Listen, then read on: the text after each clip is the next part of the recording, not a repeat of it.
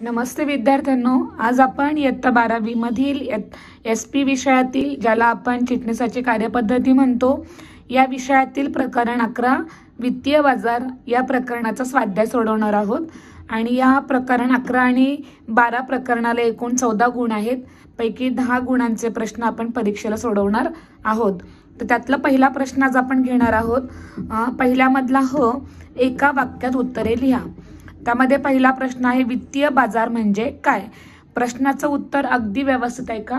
अगदी सोप्या शब्दामध्ये आपण याचं उत्तर समजून घेणार आहोत।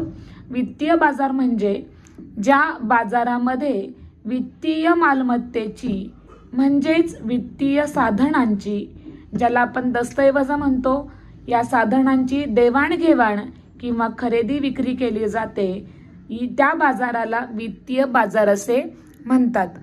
पुन्हा एकदा व्याख्या मी सांगतेय, ज्या बाजारामध्ये वित्तीय मालमत्तेची देवाणघेवाण किंवा खरेदी विक्री केली जाते त्या बाजाराला वित्तीय बाजार असे म्हणतात। दुसरा प्रश्न आहे, कॉल मनी बाजार म्हणजे काय?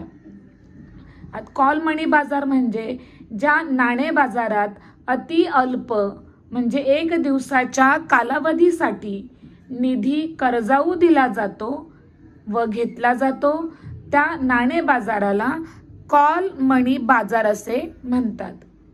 पुन्हा एकदा, ज्या नाणे बाजारात अति अल्प म्हणजे 1 दिवसाच्या कालावधीसाठी निधी कर्जाऊ दिला किंवा घेतला जातो, त्या नाणे बाजाराला कॉल मनी बाजार असे म्हणतात। तिसरा प्रश्न आहे, ठेव प्रमाणपत्र म्हणजे काय? बँकेमध्ये ठराविक मुदतीसाठी विशिष्ट व्याज दरावर ठेव ठेवल्यानंतर जे प्रमाणपत्र बँक खातेधारकाला देते त्या प्रमाणपत्राला ठेव प्रमाणपत्र असे म्हणतात। पुन्हा एकदा, बँकेमध्ये ठराविक मुदतीसाठी विशिष्ट व्याज दरावर ठेव ठेवल्यानंतर जे प्रमाणपत्र बँक खातेधारकाला दिले जाते त्या प्रमाणपत्राला ठेव प्रमाणपत्र असे म्हणतात। 4. व्यापारी विपत्र म्हणजे काय? व्यापारी विपत्र म्हणजे जी हुंडी अथवा विपत्र विक्रेता खरेदीदारावर अल्प मुदतीसाठी तयार करतो व त्याद्वारे खरेदीदाराला विपत्राच्या किंवा हुंडीच्या किमती एवढ्या मालाची विक्री उधारीवर केली जाते, त्या हुंडीला अथवा विपत्राला व्यापारी विपत्र किंवा हुंडी असे म्हणतात।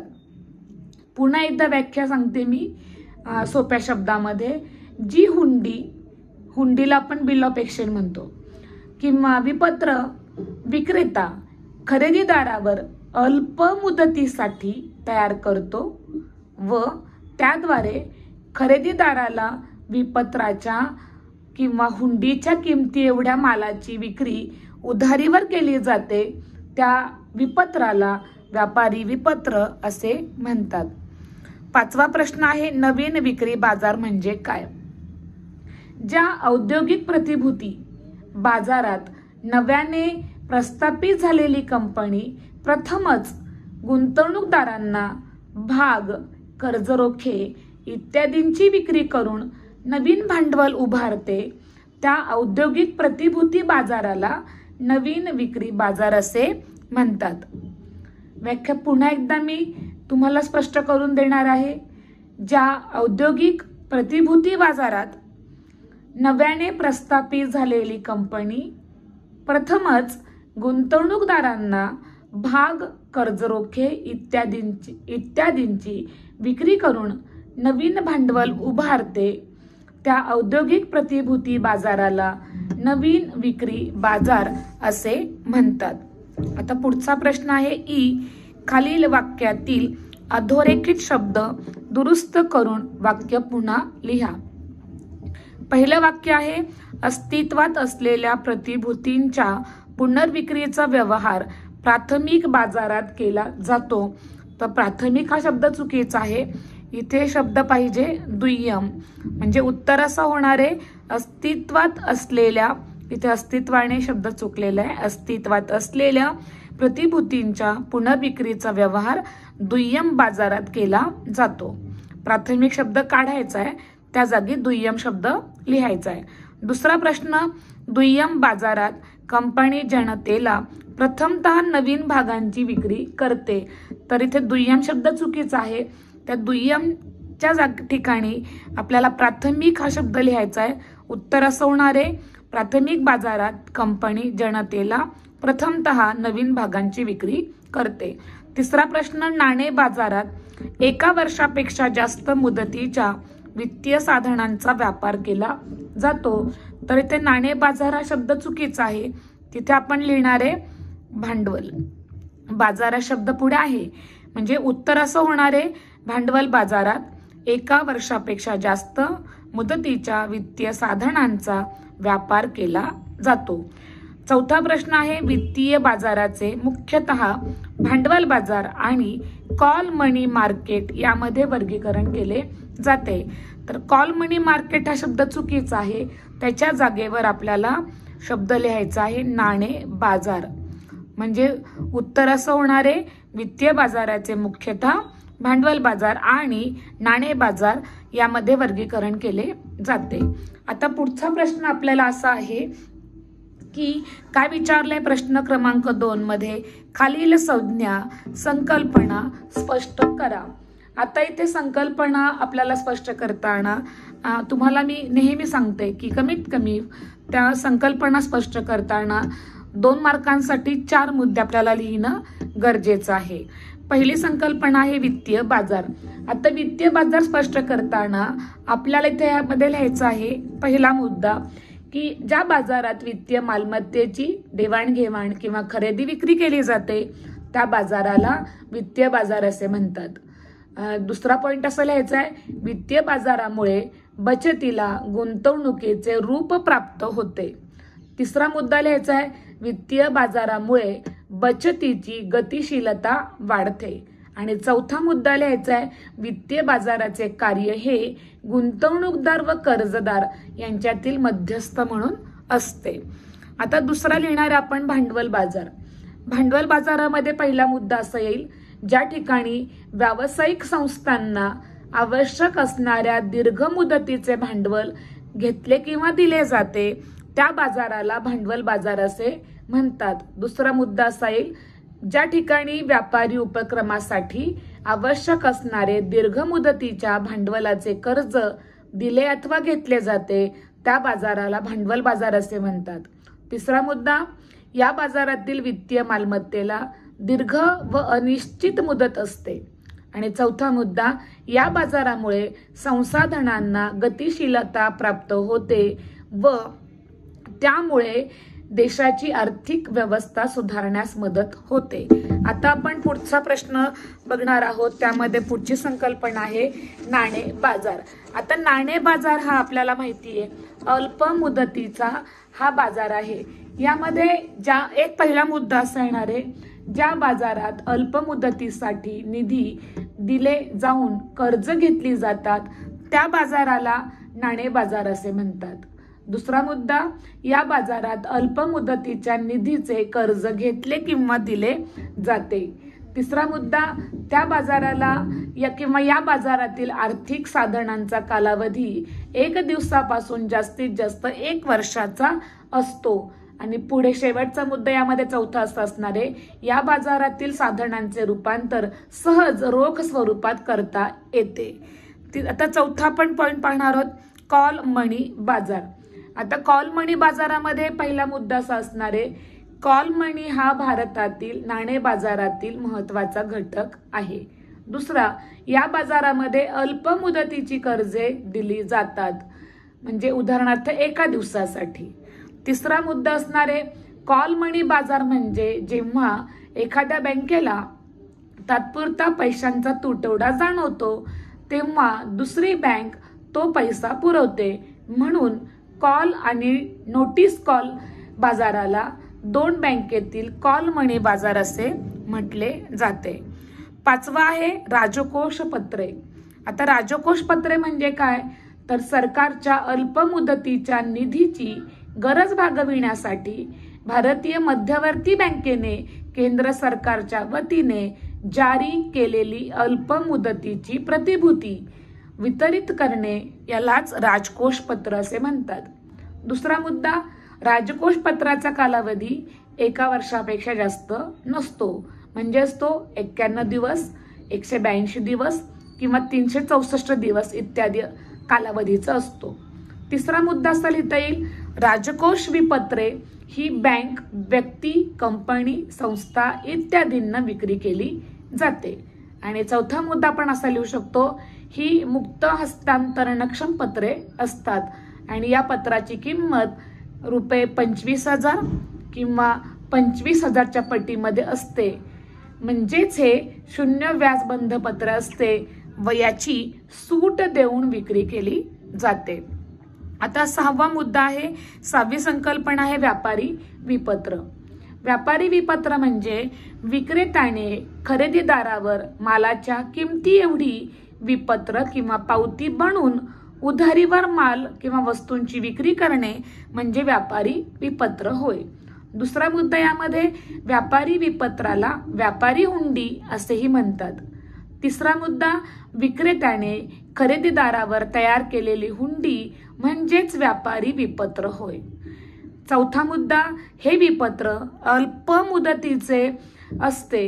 सामान्यतः 90 दिवस ते सहज हस्तांतरित होते. अल्प मुदतीच्या गुंतवणुकीची तरलतेची गरज भागविण्यासाठी बँका हे कसरीवर म्हणजे सूटवर हे विपत्र देतात. 7वा मुद्दा आहे पुनर्खरेदी करार. पुनर्खरेदी करार म्हणजे विक्रेत्याने त्याच्या विक्री केलेल्या प्रतिभूतींची भविष्यात जास्त किमतीस पुनर्खरेदी करण्याचा करार म्हणजे पुनर्खरेदीचा करार होय. असे करार भारतीय रिझर्व्ह बँक व व्यावसायिक बँक यांच्यामध्ये होतात. तिसरा मुद्दा, ज्या दराने बँक रिझर्व्ह बँकेकडून कर्ज घेते त्याला रेपो रेट असे किंवा रेपो दर असे म्हणतात. तर ज्या दराने RBI बँकांकडून कर्ज घेते त्याला रिव्हर्स रेपो दर असे म्हणतात. पुढे आपण पाहणार आहोत 8वी संकल्पना प्राथमिक बाजार. प्राथमिक बाजार हा औद्योगिक प्रतिभूती बाजाराचा प्रकार आहे. दुसरा, प्राथमिक बाजार म्हणजे ज्या बाजारात कंपनीचे भाग व कर्ज रोखे यांची प्रथमच विक्री करून नवीन भांडवल उभारणी केली जाते त्या बाजाराला प्राथमिक बाजार असे म्हणतात. या बाजारामध्ये प्रतिभूतींची विक्री प्रथमतः गुंतवणूकदारांना केली जात असल्यामुळे या बाजाराला नवीन प्रतिभूतींचा बाजार असेही म्हटले जाते. आणि शेवटची संकल्पना आहे दुय्यम बाजार. आता दुय्यम बाजार म्हणजे काय, तर भाग बाजार म्हणजेच दुय्यम बाजार होय. दुय्यम बाजारामध्ये अगोदर किंवा पूर्वी वितरित केलेल्या प्रतिभूतींच्या खरेदी विक्रीचे व्यवहार गुंतवणूकदारांमार्फत केले जातात. या बाजारामध्ये प्राथमिक भाग विक्रीनंतर जेव्हा भाग बाजारामध्ये नोंदणी केली जाते तेव्हा हे भाग विक्रीस योग्य असतात. म्हणजे दुय्यम बाजारामध्ये अगोदरच अस्तित्वात असलेल्या प्रतिभूतींची पुनर्विक्री केली जाते. म्हणजे अशा प्रकारे आपल्याला संकल्पना लिहिताना त्या संकल्पनेचा सखोल अर्थ लिहिणं गरजेचं आहे. फक्त मुद्दे लिहिताना आपल्याला 1, 2, 3 असे मुद्दे आपल्याला लिहिणं गरजेचं आहे. या पुढचा प्रश्न आपण सोडवणार आहोत. प्रश्न 3, ज्याला आपल्याला कमी वेळेमध्ये इझिली 3 मार्क आपल्याला सहज मिळतात. प्रश्न 3, खालील घटना परिस्थितीचा अभ्यास करून आपले मत लिहा. पहिला आहे, जॉय कंपनी लिमिटेड ही नव्याने स्थापन झालेली कंपनी आहे जिला प्रथमच भांडवल उभारणीसाठी समहक्क भागांची विक्री करावयाची आहे. तर प्रश्न असा आहे, भाग विक्रीसाठी प्राथमिक बाजारात का दुय्यम बाजारात जावे लागेल. आता नवीन कंपनी आहे म्हणून याचं उत्तर आहे प्राथमिक बाजारात. म्हणजे उत्तर कसं लिहिणार आहे की भाग विक्रीसाठी त्यांना प्राथमिक बाजारात जावे लागेल.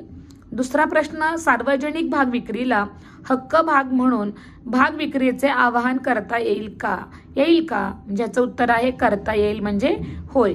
काय उत्तर लिहिणार आहे, सार्वजनिक भाग विक्रीला हक्क भाग म्हणून भाग विक्रीचे आवाहन करता येईल. पुढे तिसरा प्रश्न आहे, जॉय कंपनी लिमिटेडने समहक्क भाग विक्री केली तर त्यास काय म्हणता येईल? आणि पुढे आपल्याला उत्तर विचारले प्राथमिक भाग विक्री का दुय्यम भाग विक्री? तर याचं उत्तर आहे प्राथमिक भाग विक्री. याचं उत्तर मी इथे लिहिते, प्राथमिक भाग विक्री. असे 3 प्रश्न झालेत. पुढे आपण पुढचा घटना पाहूया. श्री क्ष हे PQR कंपनी लिमिटेडचे मुख्य वित्त अधिकारी आहेत, जी बांधकाम व्यवसायातील नामांकित कंपनी आहे. अनेकदा श्री क्ष यांना कमी कालावधीसाठी कंपनीच्या अतिरिक्त निधीमध्ये गुंतवणूक करण्याचा निर्णय घ्यावा लागतो आणि कधी कधी कमी कालावधीसाठी निधी कसा उभा करायचा हे देखील ठरवावे लागते. तर प्रश्न पहिला विचारलेला आहे, समजा श्री क्ष यांना कंपनीच्या वतीने कमी कालावधीसाठी 5 लाख रुपयांची गुंतवणूक करावयाची आहे, तर ते समहक्क भागांमध्ये गुंतवणूक करतील की ठेव प्रमाणपत्रामध्ये गुंतवणूक करतील? तर याचं उत्तर आहे ठेव प्रमाणपत्रामध्ये. इथे मी लिहिते ठेव प्रमाणपत्रामध्ये. म्हणजे उत्तर कसं होईल? श्री क्ष यांना कंपनीच्या वतीने कमी कालावधीसाठी 5 लाख रुपयांची गुंतवणूक करायची आहे, तर ते ठेव प्रमाणपत्रामध्ये गुंतवणूक करतील. ब आहे, कंपनीकडे असलेली शिल्लक रक्कम कंपनीला गुंतवणूक करावयाची आहे. ती रक्कम कंपनीला 4 महिन्यात परत पाहिजे, तर ती कंपनी राजकोष पत्रामध्ये गुंतवणूक करेल की सरकारी प्रतिभूतीमध्ये गुंतवणूक करेल? तर याचं उत्तर आहे राजकोष पत्रामध्ये. मी अंडरलाईन पण केलेलं आहे आणि समोर लिहिते पण. राजकोष पत्रामध्ये उत्तर कसं होईल? कंपनीकडे असलेली शिल्लक रक्कम कंपनीला गुंतवणूक करायची आहे, ती रक्कम कंपनीला 4 महिन्यात परत पाहिजे, तर कंपनी राजकोष पत्रामध्ये गुंतवणूक करेल. आणि शेवटचा प्रश्न यातला, क कंपनी ठेव प्रमाणपत्र विक्री करू शकते का? तर याचं उत्तर आहे नाही, कंपनी ठेव प्रमाणपत्राची विक्री करू शकत नाही. तर आज आपण प्रकरण 11 मधला प्रश्न क्रमांक 1 मधील ते प्रश्न क्रमांक 3 याचा अभ्यास केलेला आहे. यापुढे आपण शेवटचं प्रकरण जे आपल्या विषयाचं आहे 12व भाग बाजार याचा स्वाध्याय सोडवणार आहोत. धन्यवाद.